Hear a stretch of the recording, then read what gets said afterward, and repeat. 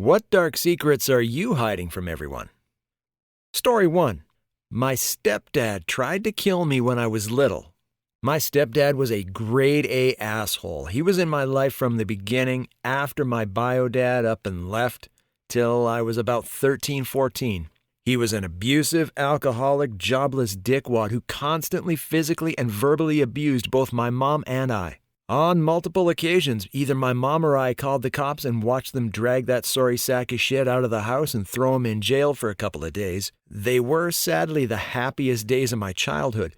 When I was little, I can remember countless times where I'd gotten into physical fights with the man, resulting in black eyes, cuts, bruises, the works. I won't go into detail any further since it's kind of hard to talk about, but I will say this. I never told anyone about this. This is the first time I've gotten it down in writing or out in the open at all. When I was little, 5, 6 years old, I'd say, I lived with my mom and stepdad in my stepdad's parents' attic. My mom frequently went out during the day for work and didn't come home till late evening or night. Well, one day, after my parents had a pretty hostile argument, my mom left for work and my dad was pretty pent up. This is what I remember, and continue to remember almost every day since the event. My dad took one of those large, heavy-duty trash bags out of his parents' kitchen, dragged me into the living room of the attic, stuffed me in the bag, and tied it after letting out some air. I remember being terrified, too scared to act out of fear of getting hit or yelled at. I waited till I heard him close the attic door, then proceeded to use my fingers to claw a hole through the trash bag.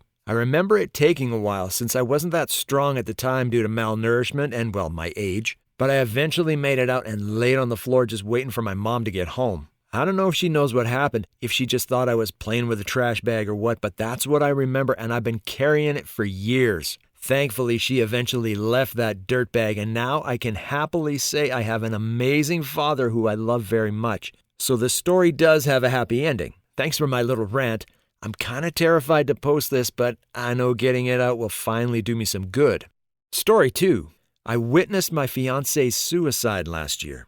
I moved states afterwards and started a new life. My coworkers, clients, new friends call me sunshine of whatever room I walk into, but I'm completely dead inside.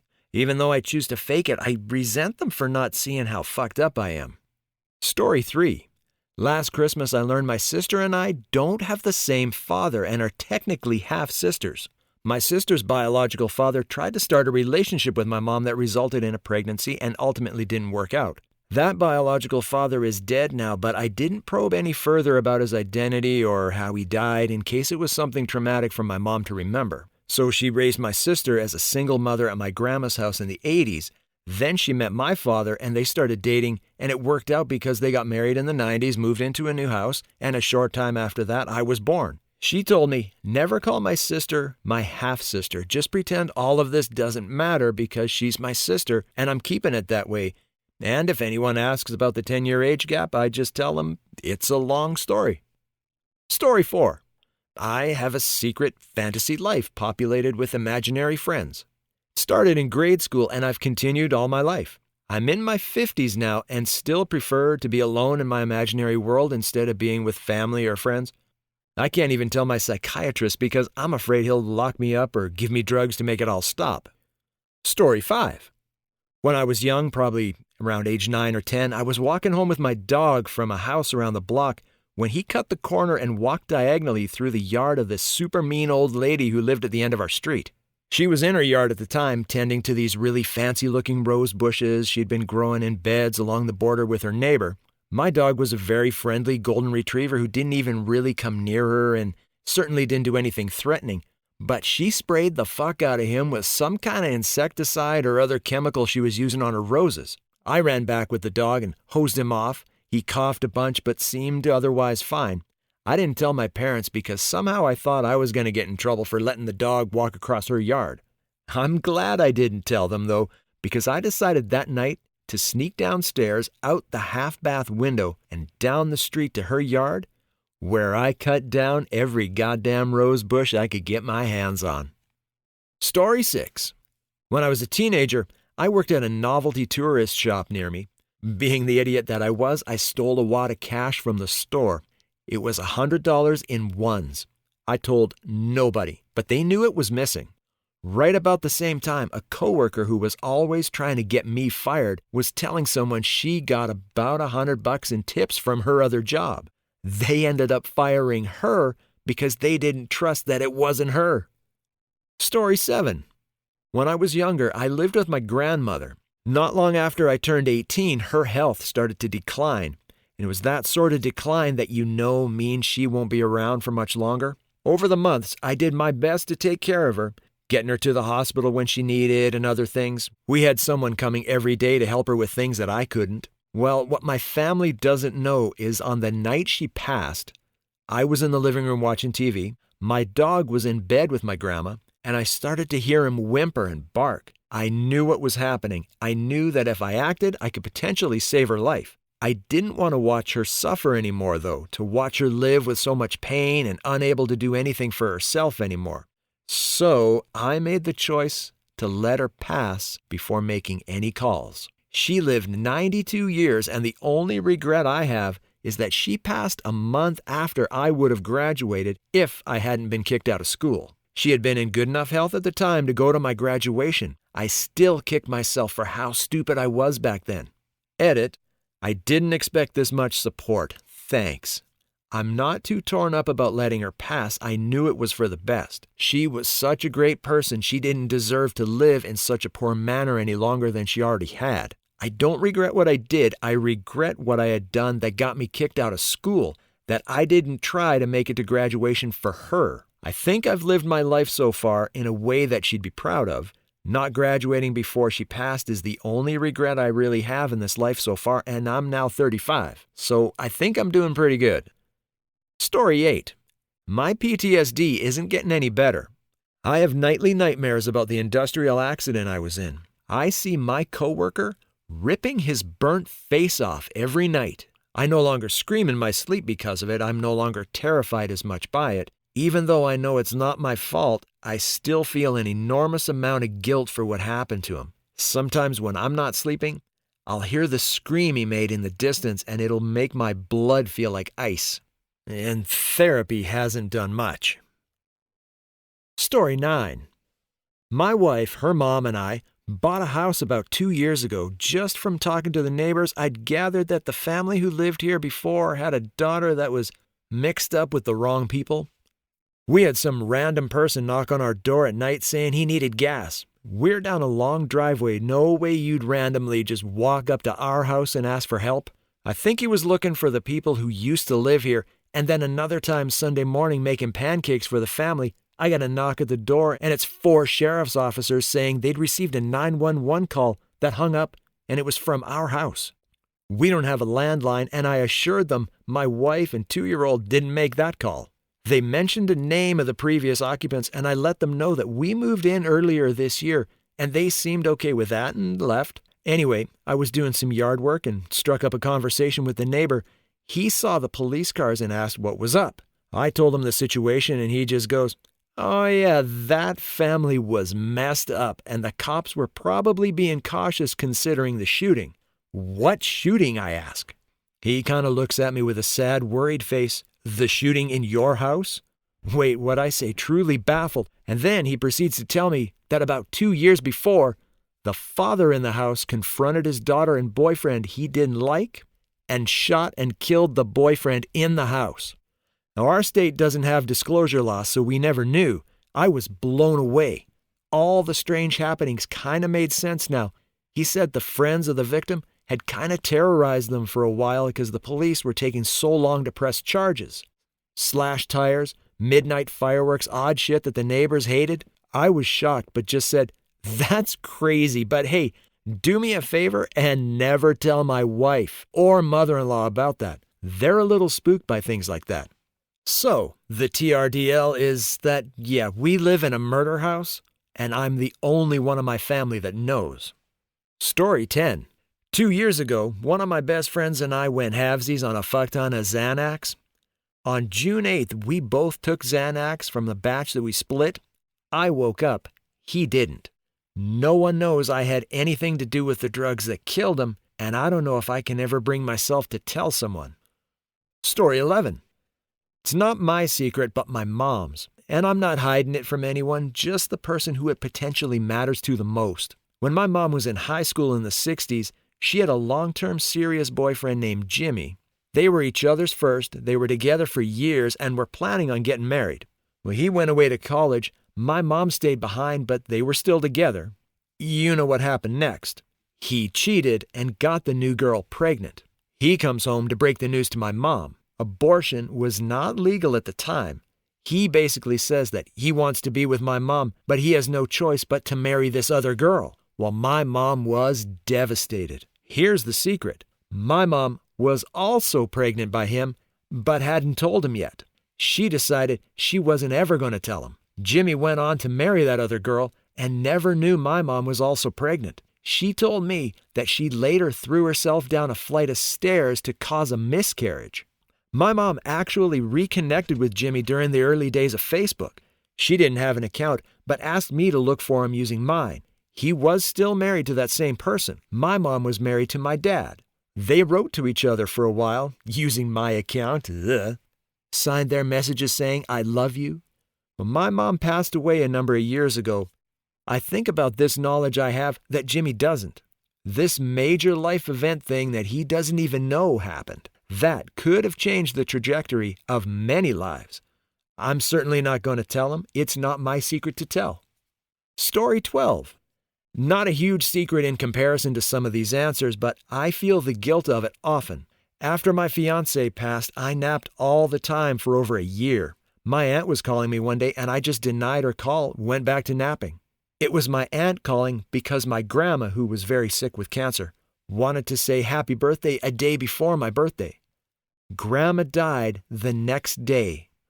I should have picked up the damn phone. Story 13.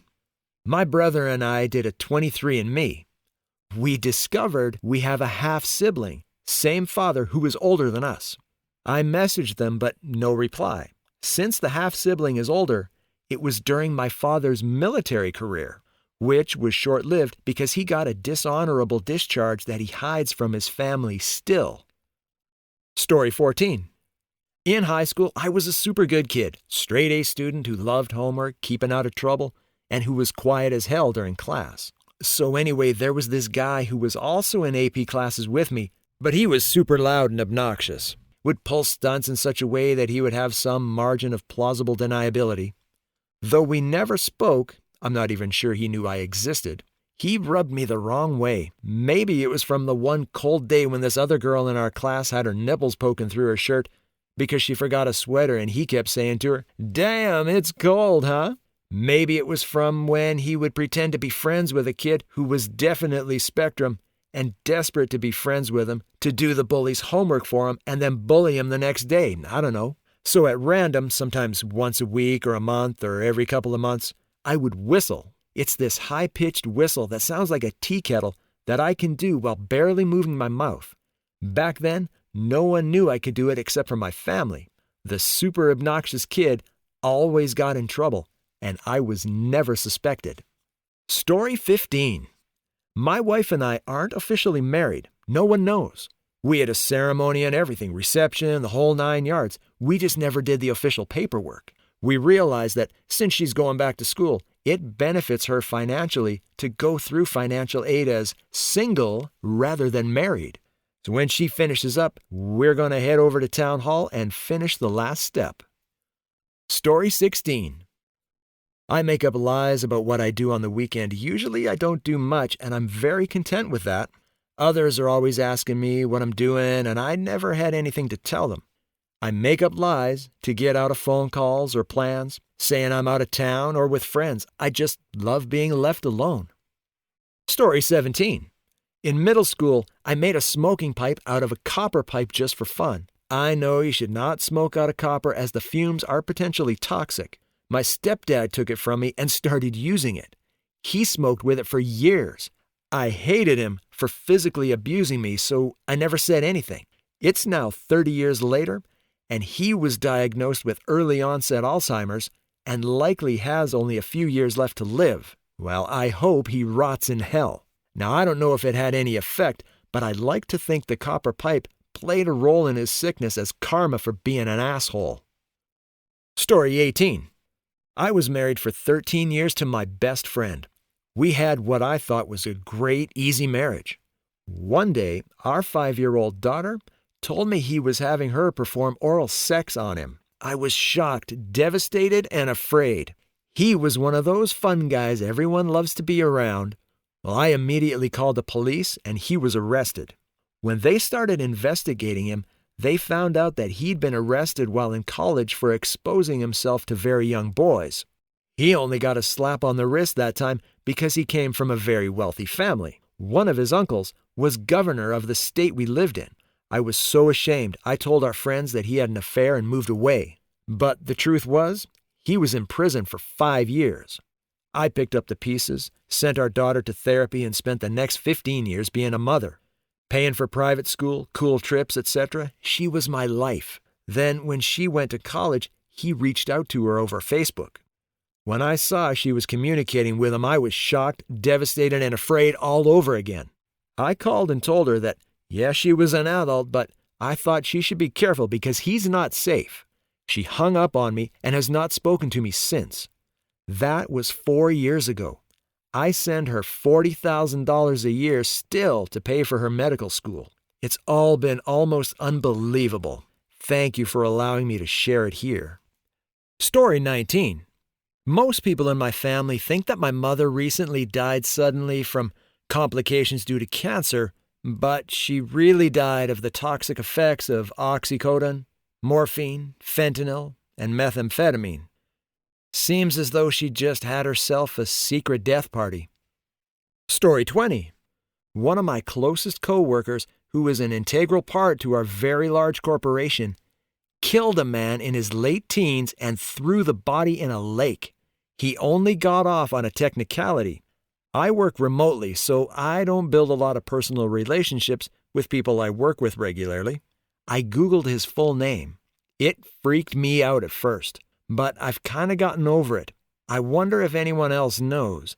It happened 40+ years ago. He will retire soon, and then I might ask another coworker about it. I just don't want to stir the pot. Story 21. My grandma was in a car accident and broke her ankle, so she stayed at my house, and my mom/we took care of her while she recovered. I was entering puberty at the time and discovered that you could order porn on cable and was like a madman ordering porn. The bill that month came out to $500. My mom thought it was my grandma because her novellas were on like channel 50, 60, and the porn was $500, $600. Laugh my ass off. I've literally never told anyone to this day. Story 22. My wife is handicapped, and I lied to her that I find it hard to clean, cut up mushrooms. She has self-esteem issues because I can do things much easier than her. So I lied, and now she feels better. Story 23. I'm living with my mom right now because she's going through cancer, but to be honest, I can't wait to see her go. It sounds horrible, but I'd rather see her go than see her suffer even more. It's not like I would get anything out of her will. It's more like it sucks because she's always in pain, and seeing her like that brings me pain. Story 24. My adopted sister knows that her birth mother died in a freak accident. She doesn't know the cause of death was beheading. I worked with a guy that was a first responder to the accident. Story 25. Ever since my daughter took her own life, I've been hiding how much pain I'm really in. My family is beyond dysfunctional, so it would create more crap for me to deal with. Although I did tell my mom to gargle donkey balls yesterday, and that made me feel slightly better. Well, thank you for watching. Don't forget to hit like and subscribe, and we'll catch you in the next one.